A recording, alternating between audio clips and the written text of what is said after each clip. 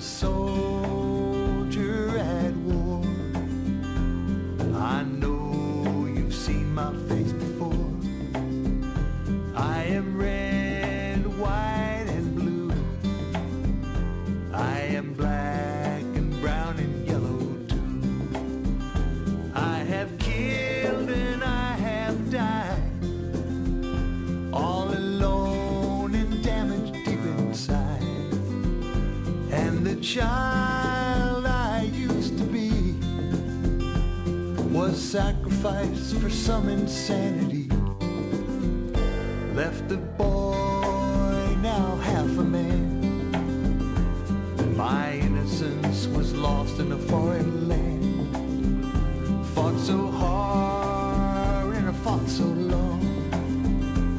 I fought for my country, right or wrong. In the eye of the slaughter, no star-spangled banner did I see. There is blood on the water, it's flowing like the blood inside of me. In smoke-filled rooms, the men of might will send your son somewhere to fight. And I am one of many more, just pawns in a holy war.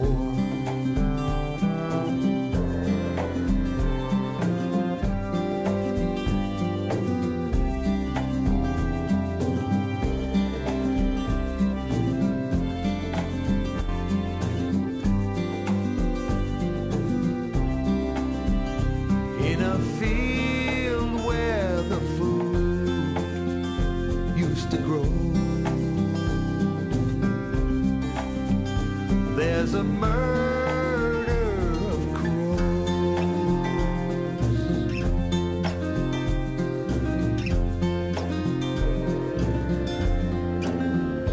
Now the war is dead and gone, but the battle goes on and on.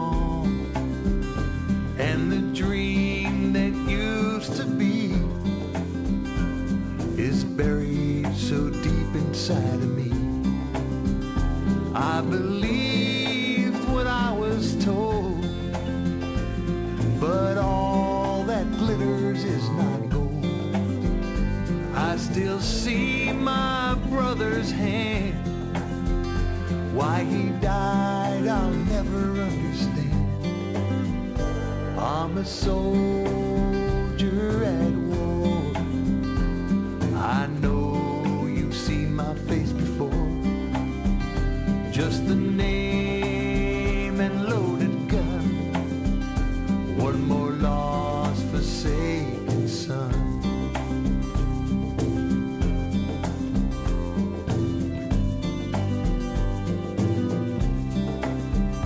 I'm a soldier at war.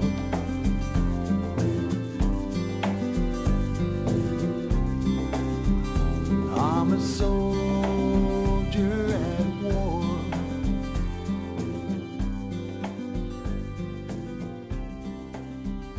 I'm a soldier at war.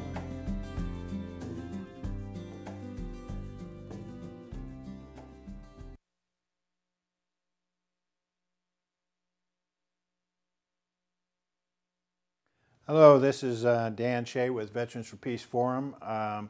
Today is Memorial Weekend, and I think this is going to be a great program. I have on the program with me today is Angela Hines, who is a second-class petty officer in the Navy. We're going to be talking about the life of veterans after separation, and just have a conversation that you can enter into.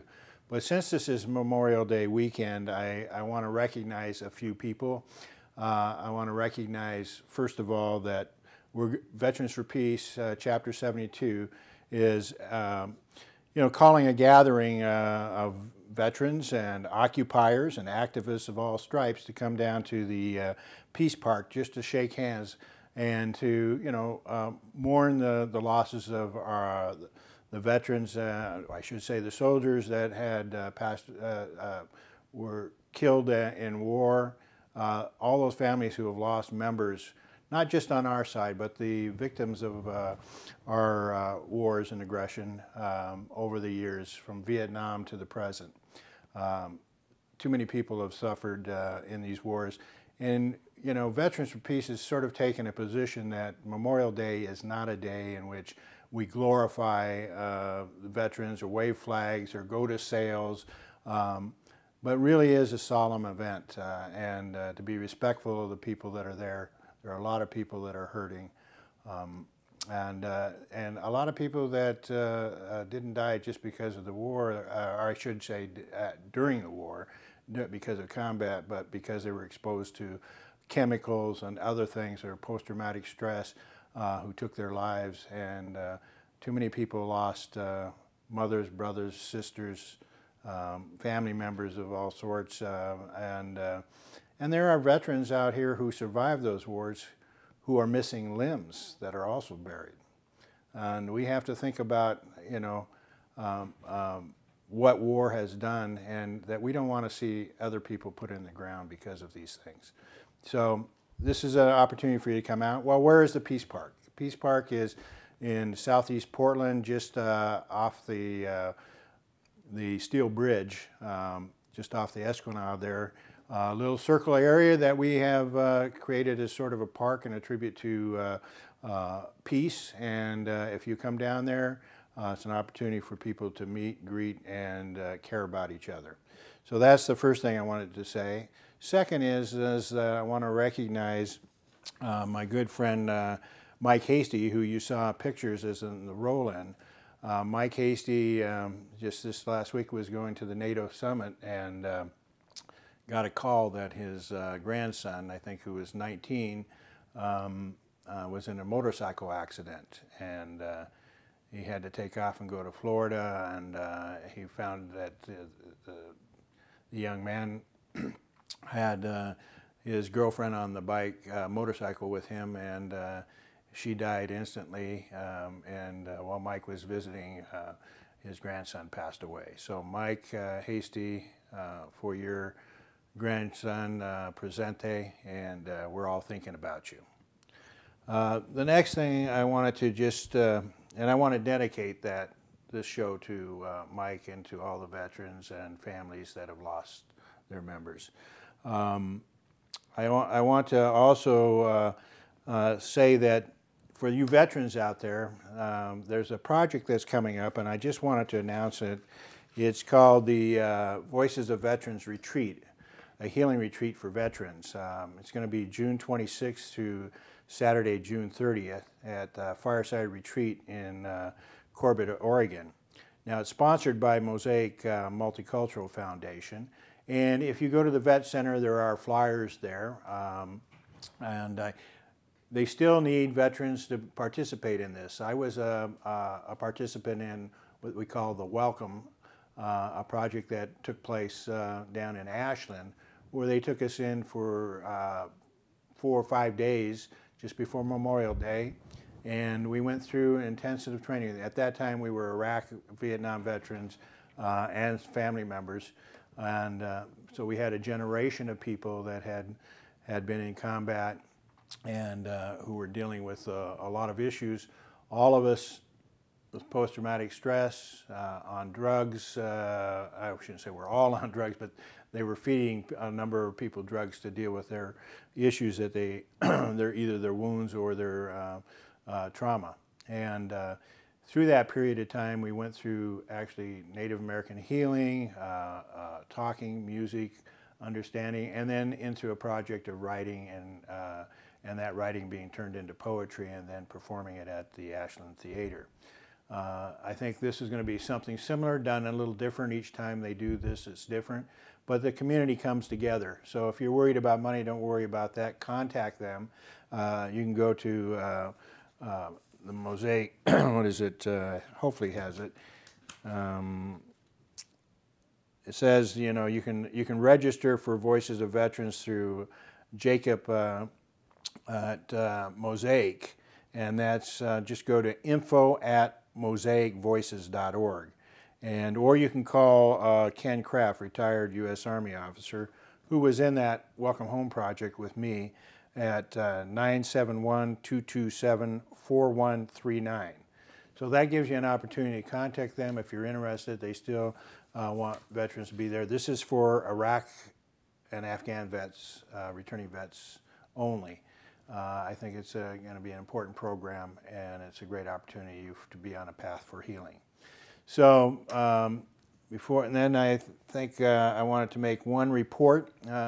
So what are we with Veterans for Peace doing? I mean, we like holding this event with for the Memorial Day ceremony is one of those things, but we bring in speakers from time to talk about the issues that are affecting vets. We do a program like this once a month on about the fourth Saturday of every month. And just a recent project that was conceived in our local chapter to create, have digital cameras. I'm calling it Digital Witness Project, and I made that name up today. So, but we didn't have a name for it. And basically it was a request that people donate digital cameras that we could send to Afghanistan, to this youth peace group in Afghanistan. They're doing wonderful work and are looking for reconciliation among the differences and conflicts that are happening among the various tribes and people there. But these youth are dealing with, a lot of things that they see, and we thought it would be a great idea if they had the technical cameras in which they can record and witness this, and then sometime in the future maybe upload those. So 3 cameras were donated in a short period of time, and they were sent off just as the NATO protests were going on in Chicago. In fact, they were telling me when I sent it UPS that they weren't sure it was going to arrive because the protests, but they did arrive when I called, and they are on their way. They were on that Monday. They were on their way to Afghanistan. Now, people are still wanting to contribute, and if you want to contribute cameras, we're still taking digital cameras. If you want to use one that you're not using, as people are constantly upgrading, instead of just throwing those cameras away, please donate them to Veterans for Peace, Chapter 72. You can deliver them to the First Unitarian Church in Portland, and they will. That's where we have our offices, and they'll be sure to get them to us. And we are planning the next time to send them to Haiti. And as Veterans for Peace is going to have a major conference in August 8th through the 12th, and there's a tour planned to go to Haiti. And one of our keynote speakers is going to be leading that. I just had a brain freeze here, and I can't remember her name. Do you remember who that is? But it'll come to me. But anyhow, we'll send those cameras to show where the people are in Haiti today. And hopefully this is a project that can continue, because our military is in countries all over the world. People are suffering in different parts of the world. And this technology gives people an opportunity to share and witness with us what their lives are like. But we're here today to talk about the lives of veterans, life of veterans after separation. And we have Angela Hines here, who had served in the Navy and joined up when she was 19 years of age. Mm-hmm. Is that right? Youngin'. And well, tell me, before we even go there, let's talk a little bit. I always like to ask people, where did they grow up? And I was living right outside of Redding, California, in a really small mountain town, an old gold mining town with 350 people. Boy, that is so small. It was kind of a nature's paradise, but it's not the best for jobs. So I grew up in a working class family. I was the oldest of 3 kids. And my dad was all girls, or? I was the oldest girl, and then my brother, and then my sister, who lives with me now. And my dad is a retired postal worker. At the time, he was still a postal worker. And I started working when I was 16, just to earn some extra money for the family.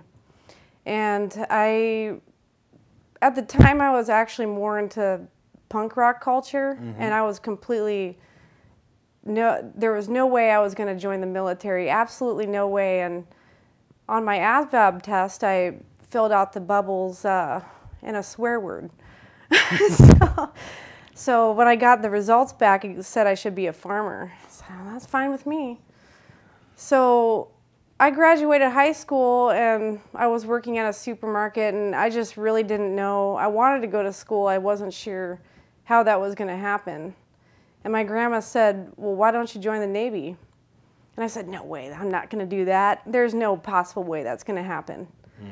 The next day I called a recruiter, and they were coming out to my house, picking me up, taking me out, pretty much doing everything for me. And this was pre-September 11th. I signed into the delayed entry program in August 2011. And Let me explain what that program is a little bit. Delayed entry program is where you sign a contract basically saying you will sign a contract. A contract that you'll sign a contract. And To get school now? to join the military at some point within 6 months. Okay. And so I had 6 months, I kept working, and then I actually left in November 2011, right after September 11th happened, and I was pretty nervous. I went back and I talked to my recruiter and I said, I don't know if I want to do this or not. And he said, no, it's fine, you're in the Navy, there's nothing going to happen to you. And I said, okay, well, I figured that there was no way I could get out of this at this point. I figured I was locked in. And so I left. I did boot camp, which was, to me, kind of a joke. It was kind of ridiculous. Oh, you were in the Navy. Yeah, what am I doing? I'm just standing in line all day. Yeah. And so I was doing push-ups and sit-ups thinking I was going to be physically worked to death, and no, not really. I just was deprived of sleep and got foot fungus. Yeah. So anyway, so I got stationed in Japan on a guided missile cruiser, approximately 350 people, and about 40 women on the ship. And I was an air radar controller and operations specialist, which means communications, radar,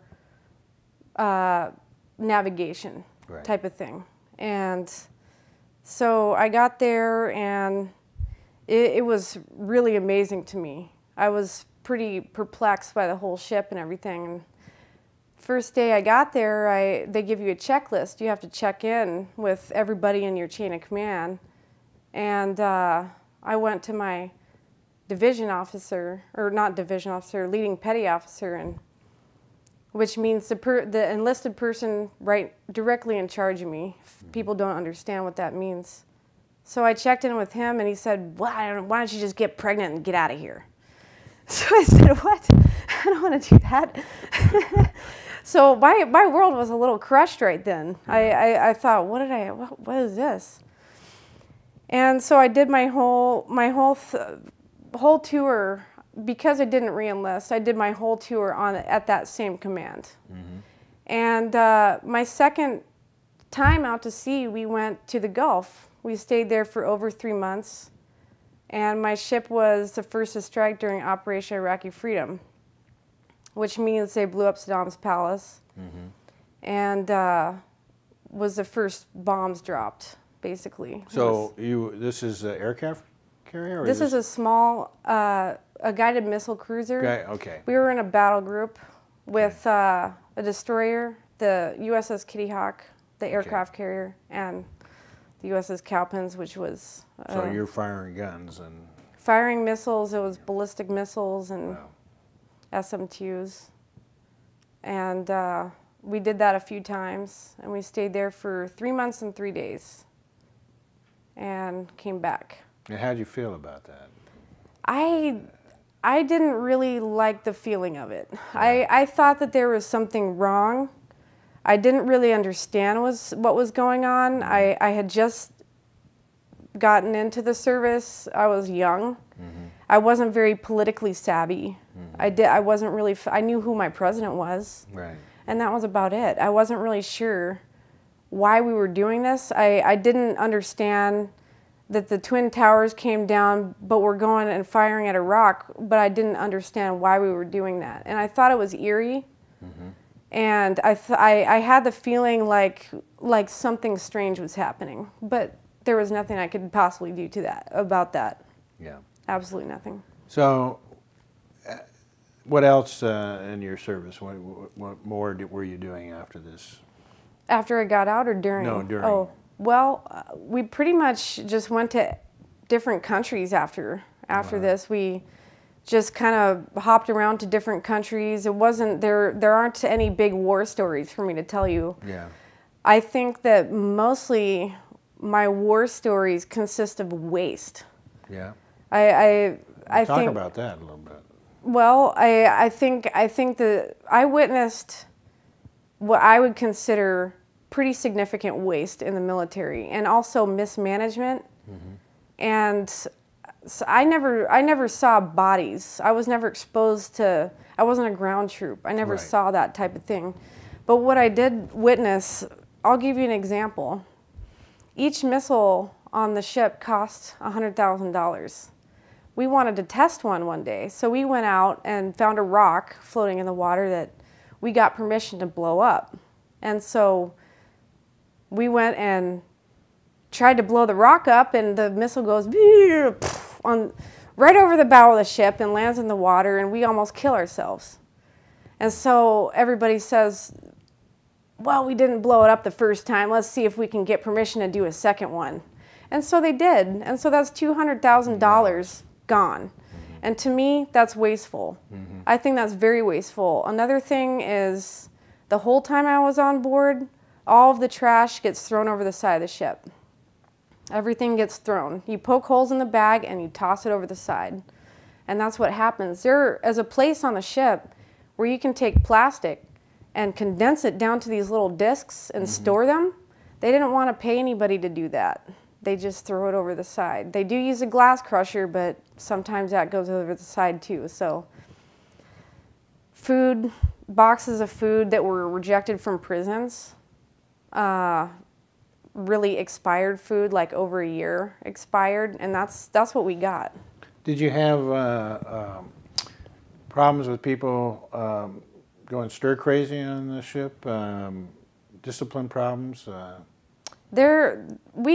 We didn't stay out to sea very long. We usually were out to sea no longer than about 2 or 3 weeks. And by that time, I think usually people just become drones. And also we do a lot of drill. We were doing the 7th Fleet, which was what I was in, is the most active fleet. And also the ship that I was on was one of the most active ships of its time. And so we were doing constant drills all the time. We didn't really get a chance to be stir crazy. It was just constantly, there were constantly things happening all the time. Constant drills, constant alarms all the time. How many different countries did you go to?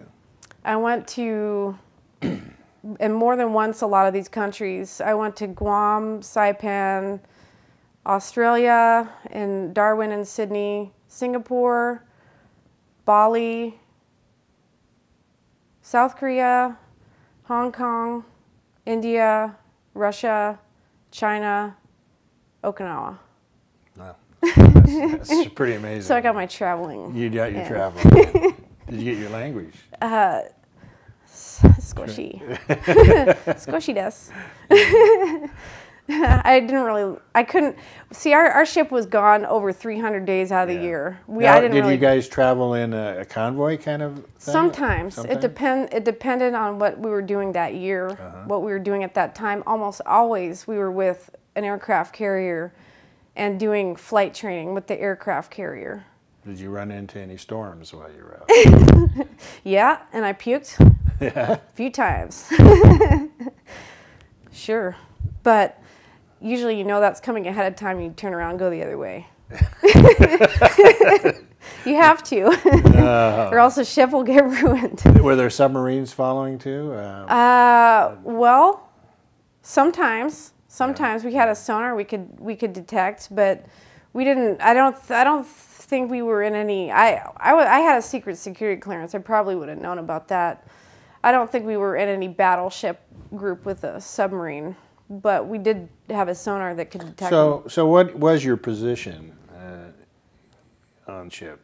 Well, I was at first I was always an operations specialist. I started out as a radar operator watching surface contacts, which means ships, anything on the water. Then I very quickly became interested in the air control side of it because it was faster and it seemed more engaging. And so then once I became a third class, I went to air control school. I got my air control certificate, and then I started controlling aircraft, usually on the Kitty Hawk. Sometimes we would do flight training with... Is that like drones when you say control? Or surprisingly enough, you can do that with a radar. There is a button, supposedly, that you can take control of the aircraft that you're controlling, but I don't want to touch it. I don't know what I would do. But just making sure the pilots are safe, watching their codes that they're emitting, and making sure they don't have any hydraulic failure, telling them where to turn, doing war games in the sky, pretending they're running into each other as enemies, things like that, sometimes involving other countries. Well, if we have any of the pictures that we're putting in there, I'd like to pull those up a little bit. Okay. And we're having difficulty getting these in, so we're hoping they'll pull up okay. So this picture here, what's this? Oh yeah, okay, that's when I first got to the ship. That is me when I was freshly 19 years old, and I had a feeling there of what I was thinking in that picture was, I am getting a paycheck. I was so happy I was getting a steady paycheck. I was working so much and not really getting much of anything, because I think minimum wage was like $5.50 or something at the time. Right. So when I was getting my paychecks, I was thinking, all right, I've scored. Now I've heard that with from a lot of veterans that they're in the service that part of uniforms and things like that are taking out of your check. Is that correct, or is that? You're supposed to get a uniform allowance. Okay. So it's figured in. And another picture, we have that. So I've heard people say that. Now this... Oh, right. That's me and the Great Buddha. And where's that? That's in Kamakura, about 10-minute train ride away from the base. Where is in which country? Oh, the base is located that I was stationed at in Yokosuka, Japan, which is about 2.5 hours train ride south of Tokyo. Now tell us a little bit about that Buddha you were telling me earlier about. Yeah, that Buddha is, well, that's on the coast, and that's an over 2,000-year-old statue, but that originally was inside of a building.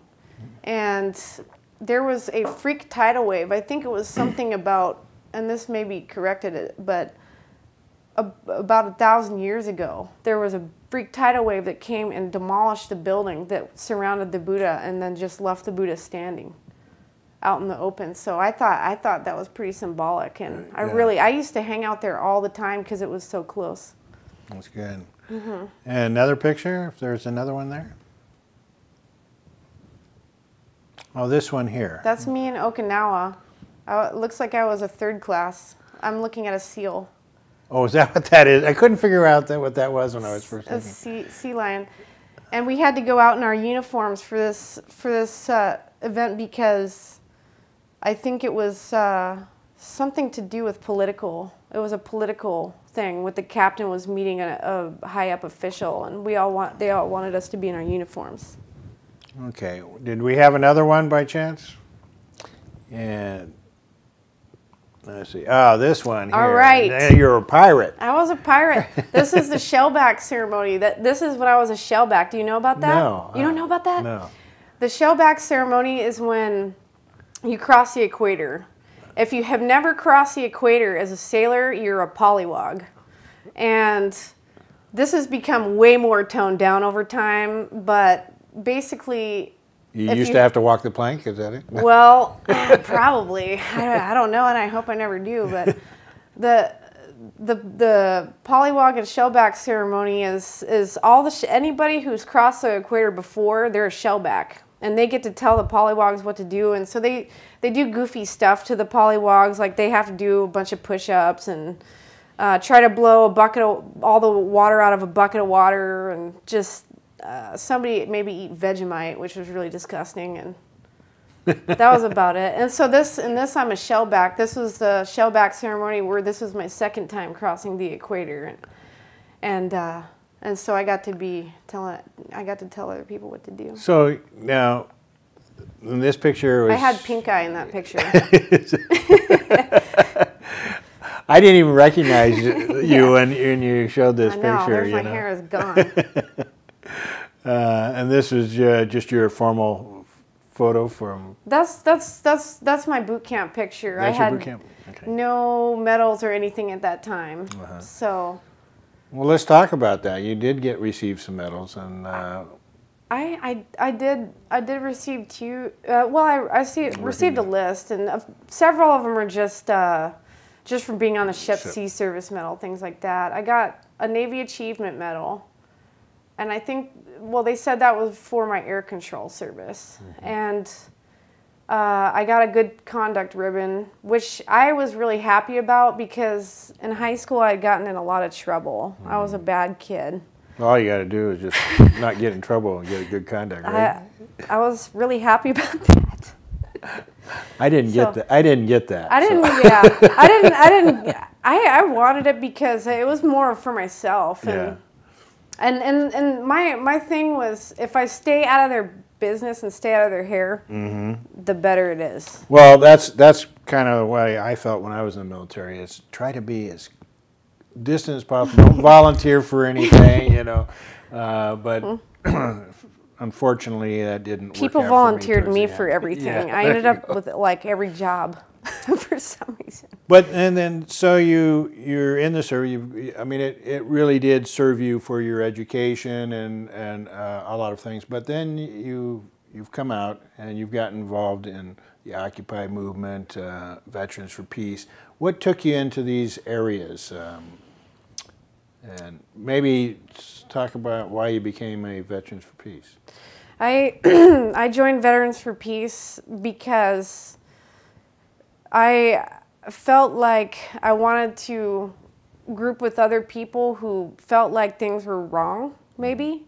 Like maybe there was some type of other direction that we could possibly take.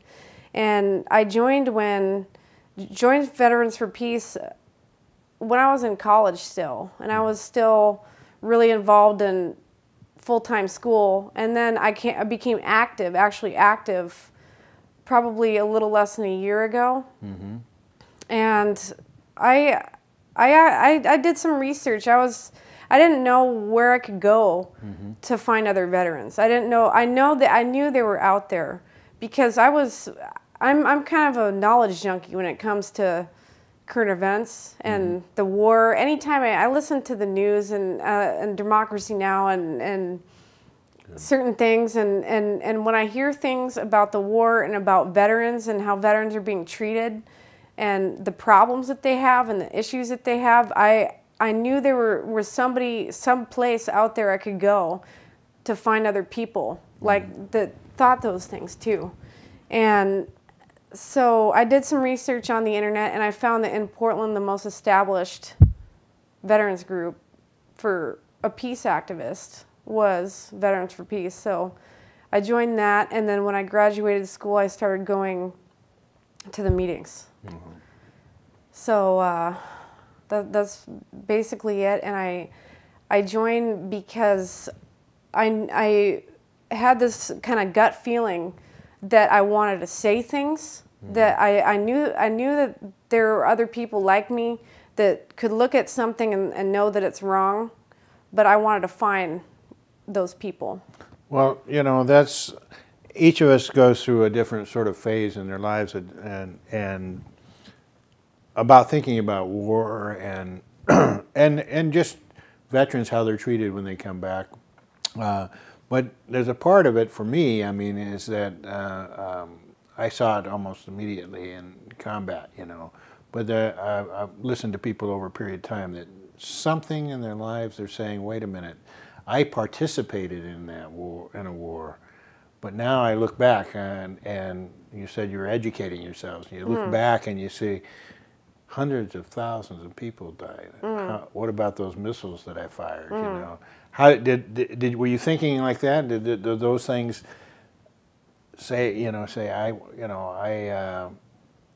I don't know, you know, I want some sort of redemption from that, or I want. I never thought that the military was a good thing. Yeah. Yeah. Even before I left, but I think even more, besides, because I never saw any bodies. Right.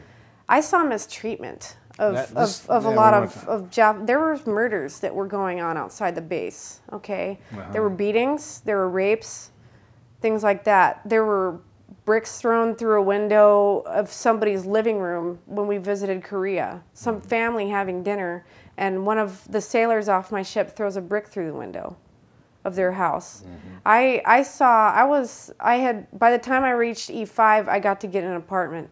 I had to walk through the BART district to get to my apartment. About 2 o'clock, 3 o'clock in the morning, I saw a big group of guys punch out an old Japanese man. Oh, geez. And this tiny little Japanese man was knocked out cold and splattered on the ground. And I don't think, there's nothing you can convince me that he could have asked for this. No. I knew it was a malicious thing. And there were 2 murders that were in the media. Protests. There were large protests going on outside the base, and I, at the time, thought that they were probably right. They had a reason. If somebody came and broke into my house, stole my stuff, and beat me to the point where I died a few hours later, which is what happened in one of the cases, I would probably protest too. Well, yeah. So. Yeah, and when we talk about some of those things too, is that I mean, a lot of young people have exposed the issues of what have been going on in war. I mean, I think Bradley Manning being a whistleblower, showing collateral damage that led to his arrest. You know, I mean, Veterans for Peace has been a strong supporter. I just wanted to mention that to the people out there too, is that Bradley Manning is now still going through his trials, and they're trying to keep a lot of information from the public, and we need to make sure that that is more transparent, and that we have that open and defenses there. I still don't understand why he's on trial for telling the truth about things that weren't top secret and should be made available to the public, because how are we going to make choices about how our foreign policy is supposed to operate when they keep it from us, or they keep the crimes. A lot of these things were war crimes. Beating somebody in another country is to death is, to me, consistent with a lot of bases that I've been on. I was stationed in the Philippines, and it was considered, Olongapo City was considered a sort of a whore town, you know, and to think of that base being as a place where I don't know if women were enslaved or whatever, but at the same time, you know, it's just that young people aren't thinking about those things. The military condones it and almost promotes it, and they destroy even the young people's minds thinking this is okay, you know. Now, you were a woman on that show. How many women were on Out of 350 people. 350? Total on a ship, probably 40. 40 women. Tops. Now, we talk about, there was a movie I had asked you about, if you'd seen, was the Invisible War, which was I haven't seen about that. military sexual trauma. And I did have one of the women that was in that film on this program sometime back, Mila Hyder, and Elizabeth Stanton, who is a therapist who also had worked with many of the young women involved in a lawsuit against the government. There was a story about one woman in there that was just incredible to me, that she had been raped and they knocked out her teeth and it screwed up her jaw, and the military, not denying the rape, even though they didn't prosecute the person that did it. They never heard of and at the same time, wouldn't they kept going through the VA for medical treatment for her jaw, for the surgery, because she couldn't even go outside. The cold air would cause her so much pain. And over the years, they keep putting her through this paperwork and deny her claim. Finally, from the movie, actually, somebody finally came up when she was speaking somewhere and gave her the money, which was, I just found that out after the film, and it was pretty important that, you know, out of all of it, we start thinking about these veterans coming back, suffering from military sexual trauma. But you had mentioned to me something about, you know, taking anthrax shots and people coming back that are sick and depleted uranium. You want to talk about that and what that is, what is happening to veterans when they come back? I got 6 anthrax shots. If I would have said no, then I would have gotten a dishonorable discharge, which means no benefits for me. It's over. And depleted uranium, well, there's a, you might have heard of the lady Joyce Riley, the Power Hour. Have you heard of her? No, I haven't. She's an ex-Air Force medical doctor, I think. And she does a lot of different research on anthrax and the information that I'm giving you now, I just listened to it on Coast to Coast AM, so it's out there. And what they're finding is that there are actually quite a few side effects from the anthrax vaccine. They're not really sure what, but my personal opinion is that I was used as a guinea pig, and that the whole ship was, because I don't think you need 6 anthrax vaccine in the middle of the Gulf. They don't have anthrax. That wasn't even something that they were using. As far, when I mean they, I mean the Iraqis and the Iraqis and so depleted uranium is known to be, they think that it is a neurotoxin that is also screwing with people's motor muscle abilities, and that and they label it as PTSD, but it's actually worse. You talked about how people sort of going nuts. And, you know, killing their families, and not remembering that they did it, that type of thing.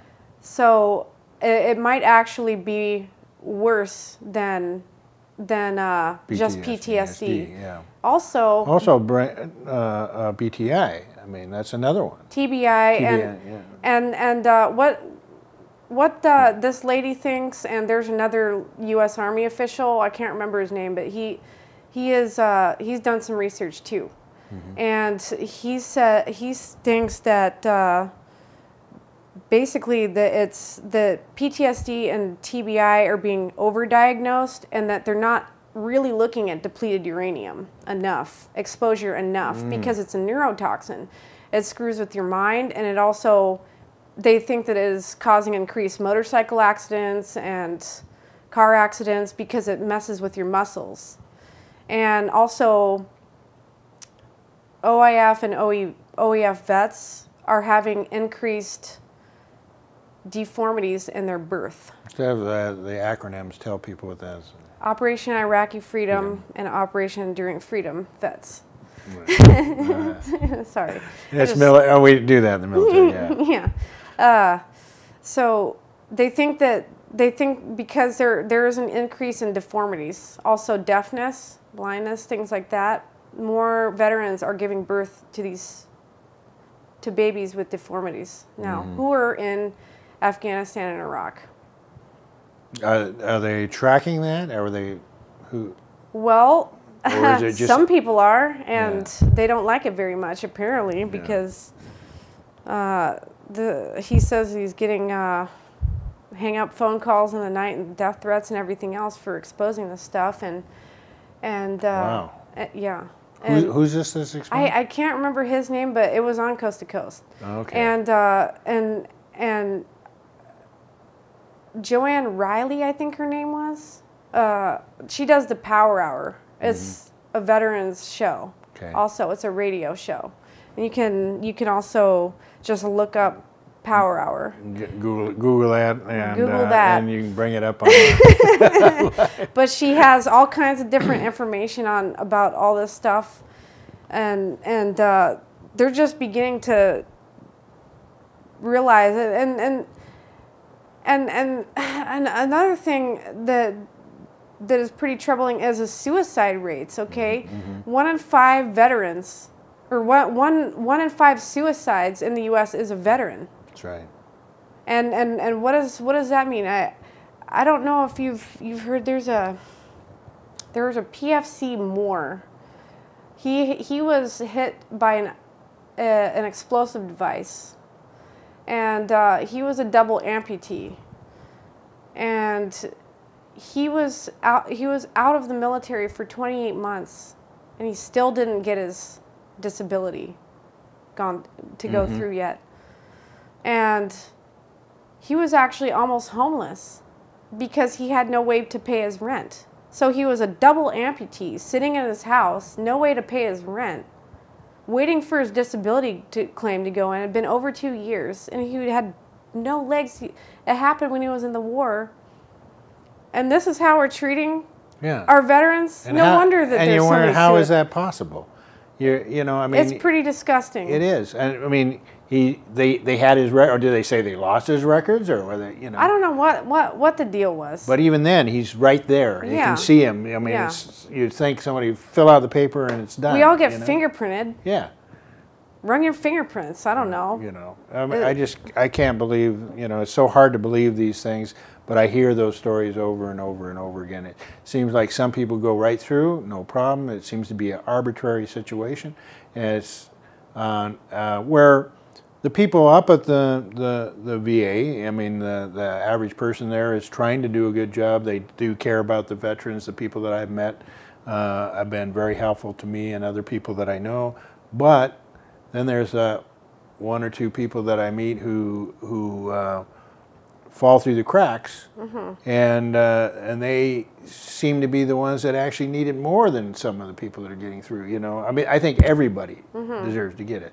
I think too that it's about money.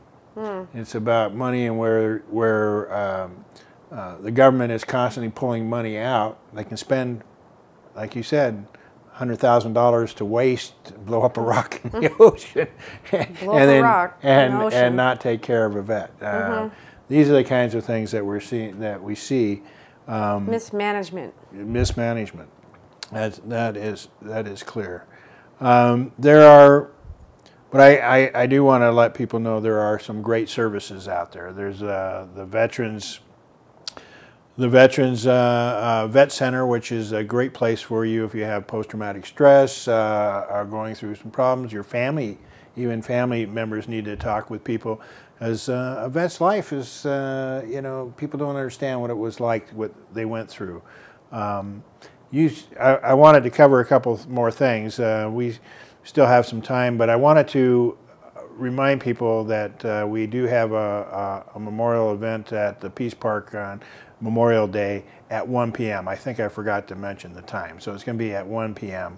And I want to make sure that we that we mentioned that again. And it is dedicated, the program, to Mike Hasty and all the veterans who've lost loved ones. The other is that you know, when you're talking about these drugs and exposures that people had, I have a friend here, and he's been on this program a number of times, who has been exposed to depleted uranium, and he's been having lots of trouble. And they're denying depleted uranium. They're always putting different things, but and they give him drugs, but then the drugs themselves are causing problems. He has to worry about his kidneys. And I mean, he's a healthy guy. I mean, he lifts weights, he does all these things, but it causes problems, and he has strong post-traumatic stress. And as you say, it might be not diagnosing the things that are really important for him and his family. And nobody in the Department of Veterans Affairs or Department of Defense is really looking at this either. They really don't want to. In fact, they want to discharge everybody and get them out of the military. Right. Well, I came from the era of Agent Orange, and and there was a book called Waiting for an Army to Die. And it was the stories of veterans. And that book actually won veterans some benefits, but they're still in denial. I'm also with a working group with Veterans for Peace on Agent Orange, and I think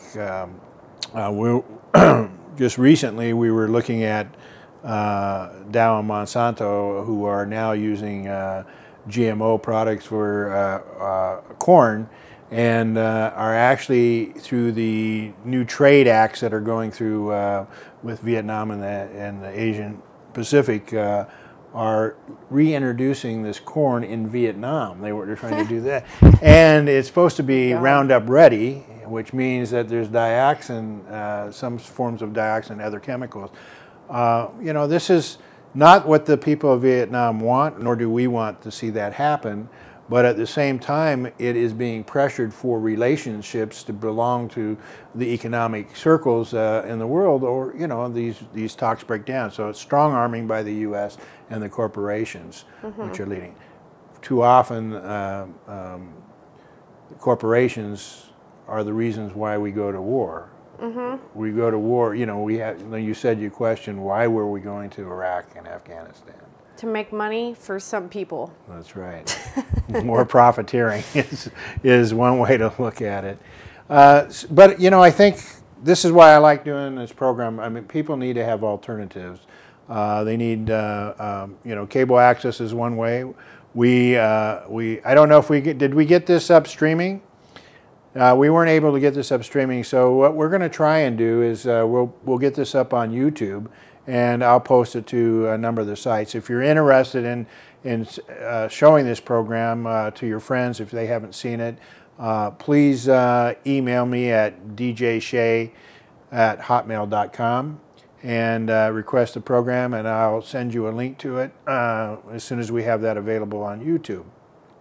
It's a great opportunity for people to look at. You mentioned Democracy Now!, one of my favorite programs to keep up on what's going on in the world. I put a question out on my Facebook: does anybody watch the mainstream media? We all want this information to be in the mainstream, but every time I turn on international mainstream news, all I get are celebrities, you know, and rumor, and you know, it's just ridiculous. I can't get anything in depth at all. Even in a local news thing here the other night, they had there was a tiger loose up in Tacoma area, and I'm going. And all the news said was, "Tiger's loose, they've called off the search." And I'm going, what do you mean you called off there's a tiger loose and you're calling off the search? But it didn't tell you how it got loose, where it came from, you know, and I never did see a follow-up. You never will see a follow-up. Unless it has to do with a celebrity like Kim Kardashian or whatever it is. Right. So please look for your alternative news, your alternative newspapers. Go to Coffee Strong, to Veterans for Peace, chapter72.org, and the VF Veterans for Peace. If you spell it all the way out, veteransforpeace.org, you'll get our national. And on the national, you'll learn about the convention that's coming up in Miami in August 8th through the 12th. If you are a veteran and you want to go, please sign up, register for the program. If you do have, there are some scholarships. If you do have some financial problems, those scholarships are going fast, but please take advantage of that. It's an opportunity, like you said, to get to know other veterans who've said, you know, there's got to be a better way that we communicate with each other in the world. You have any last words you want to say to people? I mean, you also go out to high schools and I do some counter recruiting these days. I go talk to high school classes about the realities of the military and my experiences, and it's hard for me sometimes. How many minutes? We got a few minutes. Okay. It's hard for me sometimes to tell kids in poor high schools, because that's what I mainly go to is more of the poor high schools. It's hard for me to say, don't join the military, because I did. Right. But I think that they don't understand the magnitude by which they're joining.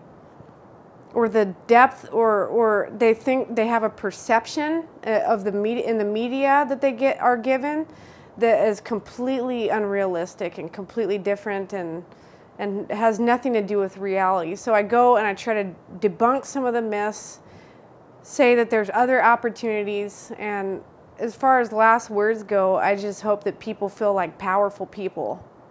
That's great. I think that once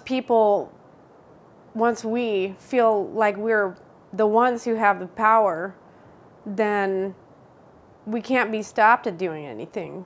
Well, there's you were also involved in the Occupy movement. And I do some things here and there when I can. I did some Bradley Manning stuff, and I go to what I can. I do what I can. I'm pretty busy, but I do. Well, the Occupy movement is, I think, is one of those things for people who are, whether you're in the military or you're a civilian out here dealing with the problems. We have a huge crisis in the economy. We have all kinds of problems that are going on, and what people are saying we need a different kind of system in which to live a just and fair life. And we need reform. I think we need more than reform, because if we reform, even if we reform to a certain level, you can say, well, I want to reform, and you still have the same system in place, and the same system. Breaking it apart and putting a little bit of it back there together. You go. Yeah. Putting us back together, right? Putting the society back together. I think that's what I'm looking for. I'd like to see something like that. There are. I'm trying to think of a few last words myself here. That I'm really happy that your voice is out there speaking. I have to say that Angela also is a great writer. Oh, and she has written some statements for us with Veterans for Peace, and these you can bring your talents. Everybody has something to give and to share, but as we share those things, we need to be able to articulate them, and some people do it better than others. And I really appreciate the work that you've done with Veterans for Peace. This is about how many minutes do we have? We're wrapping it up now. This has been a great program, and again, I want people to remember, please think about the veterans. And thank you very much, and we'll see you next month.